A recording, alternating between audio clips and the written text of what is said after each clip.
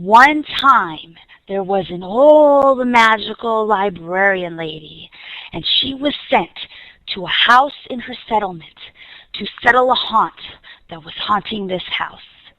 Now, this house had been haunted for 10 years or more. Many people had tried to spend the full night in the house, and they couldn't even last the whole night through. So one particularly spooky night, she took her book of enchanted spells and set into the house.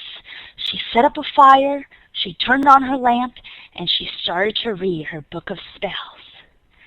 Just before midnight, she heard a sound from down in the cellar. It was sort of a pacing of a back and forth, back and forth.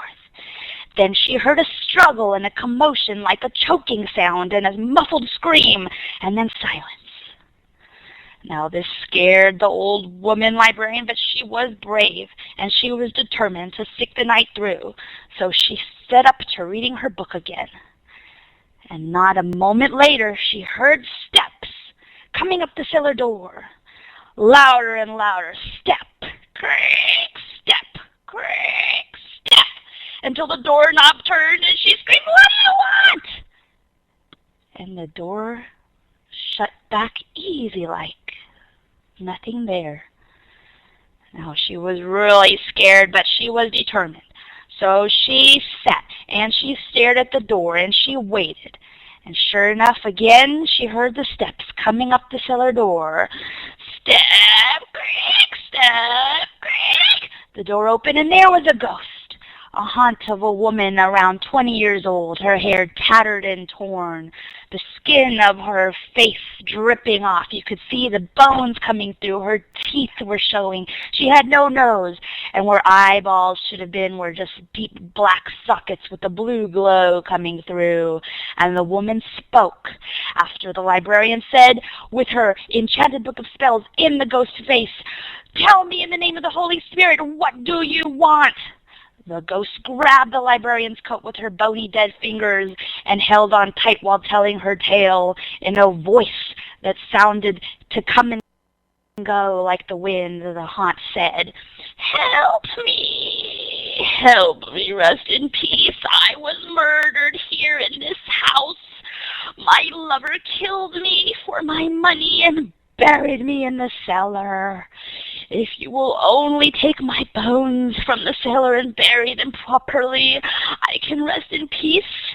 And if you could please take the finger from my hand, my bony finger, and put it in your donation box at the library for your next meeting of the Friends of the Library. When the box goes around the community patrons, it will pop up onto the murderer, and my guilty ex-lover can be found and hung. Please help me rest from this house.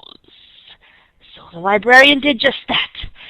Scared as she was, she followed through. She went to the cellar and she grabbed what she saw underneath the cellar was a bunch of bones. She took them to the local graveyard. She buried them properly, and she did as instructed. She took the bony finger from the old dead woman's hand and she put it in her donation box to the library. So the next meeting they had, where all the community patrons came for Friends of the Library meeting, and the donation box was passed around the patrons, sure enough, one certain man who passed along the box, the finger jumped out at him and stuck to his hand, and he screamed in fright. He scratched and tore at his hand, and he tried to get the finger off.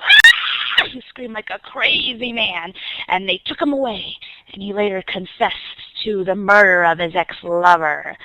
And when he was hung, the librarian went back to the house, and at that midnight, the haunt showed again and told her where the money was buried in the house. It was underneath the hearth. She dug underneath the hearth, and sure enough, she found a bag full of cash. She donated to the library. But still on her coat, where that ghost had grabbed onto her, there still was an imprint of bony hands, and it never did come out. The end.